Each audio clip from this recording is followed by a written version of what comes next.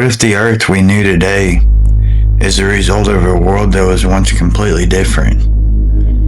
A world where nearly every continent on Earth was once joined together as a single landmass.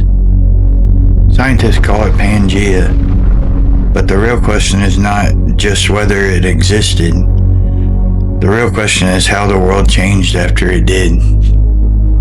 Long before satellites and modern geology, some people noticed something strange about the shape of the continents. If you look carefully at the globe, the edges of certain continents seem almost designed to fit together. The eastern coastline of South America curves outward. The western coastline of Africa curves inward. When placed side by side, the shapes appear almost like pieces of a puzzle. For centuries, this observation remained little more than curiosity. But in the early 20th century, a German scientist named Alfred Wegener began asking a radical question.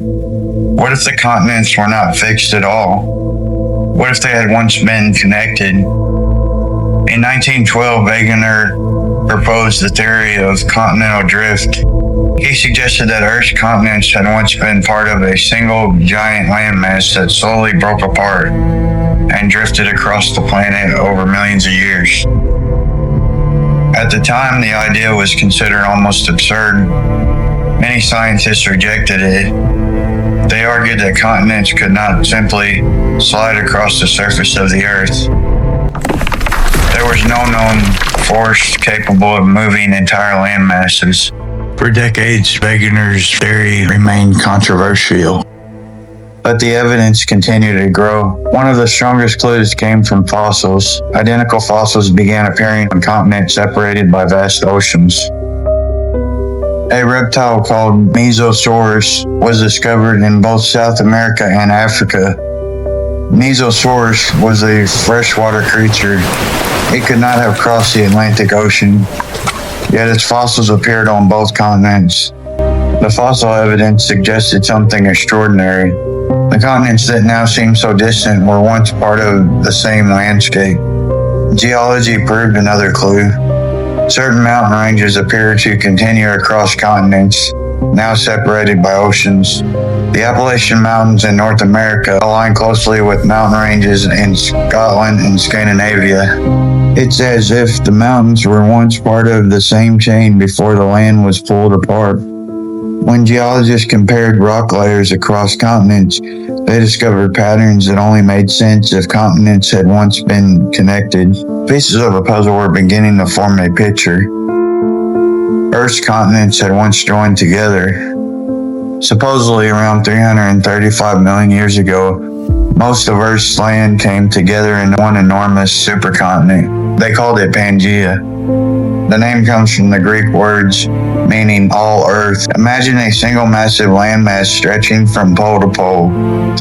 Instead of the Atlantic Ocean separating continents, there was one vast ocean separating the supercontinent. But Pangea was never meant to last forever, because the planet beneath it was slowly shifting. Some scientists believe that hundreds of millions of years in the future, the continents may once again merge into another supercontinent. The cycle of separation and reunion may be one of the long-term rhythms of Earth itself. The theory says that Pangea existed long before humans appeared on Earth. Dinosaurs would later roam across continents that were still partly connected. But the deeper lesson of Pangea is not just about ancient geography. It reveals how dynamic our planet truly is. Mountains rise, oceans form, land masses break apart and collide, and the Earth we see today is only one moment in an extremely long and complex story. And that story stretches far beyond recorded history. Most geologists place the breakup of Pangea hundreds of millions of years in the past, but not everyone interprets Earth's history the same way. Some researchers and many people of faith believe the timeline of the planet may be much shorter than conventional geology suggests. In that perspective, the dynamic reshaping of the Earth's surface may not have taken millions of years. Instead, it may have happened during periods of massive catastrophic change. One event often discussed in that context is the story of the global flood, described in ancient tradition across many cultures. The Bible describes such an event in the story of Noah, but flood stories appear in other ancient civilizations as well. The Sumerians recorded the story of Utnapishtim in the Epic of Gilgamesh. Even cultures in the Americas and Asia preserve stories of great floods that reshaped the world. Some people believe these stories may preserve memories of a real catastrophic event in humanity's distant past. In that interpretation, the continents may once have been far closer together, and during a massive global flood, enormous geological forces could have reshaped the surface of the planet. Land masses could have fractured, oceans could have formed between them, and when the waters eventually resided, the continents may have remained separated. Whether the continents drifted apart slowly or over hundreds of millions of years, or whether the surface of the Earth was reshaped during periods of catastrophic upheaval, one fact remains undeniable. The world we see today has not always looked the way it does now. Oceans have opened where land once stood. Mountains have risen where ancient seas once existed. Entire landscapes have vanished beneath the slow movement of time, which raises a deeper question. If the surface of our planet has changed so dramatically, how much of humanity's earliest history may have been erased along with it? Because the oldest civilizations we know, the Sumerians, the Egyptians, the Maya, did not see time the way we do. They spoke of cycles, ages of worlds rising and falling, civilizations appearing and disappearing, and one civilization in particular seemed to track those cycles with extraordinary precision.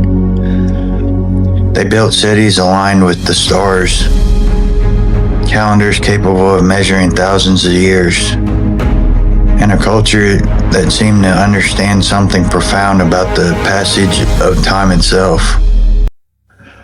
We call them the Maya, and their understanding of time may reveal something remarkable about the history of our world. Because if civilizations truly rise and fall in cycles, then the history we think we know may only be the recent chapter in a much older story. And that story may be far from finished.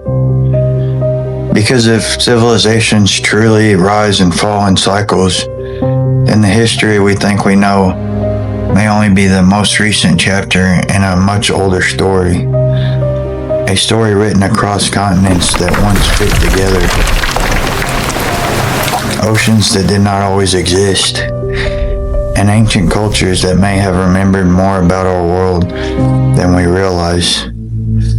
The deeper we look into the past, the more the lines between history and myth and forgotten knowledge begin to blur. Because the world we inherited may not be the first version of civilization. It may simply be the last chapter in a repeating cycle of rise, collapse, and rediscovery. And if that is true, then the real question is not what happened to Pangea. The real question is what else from Earth's past has been lost to time, and how much of that forgotten history still hides beneath the surface of the world. Because sometimes the greatest mysteries in history are not the things we never discovered, but the things humanity may have forgotten. And perhaps that is the real story behind the world we live in now. An age where fragments of the past remain scattered across the planet, waiting to be discovered. I hope you enjoyed watching this video.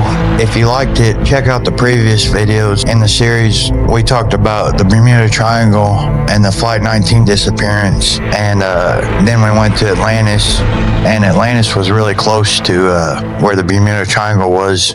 The next in the series is going to be the ancient civilization of the Maya, and how the Maya calendar ended, and how they kind of predicted, a shift in what happened in the world with their calendar cycle. And then the last video in the series is coming after that.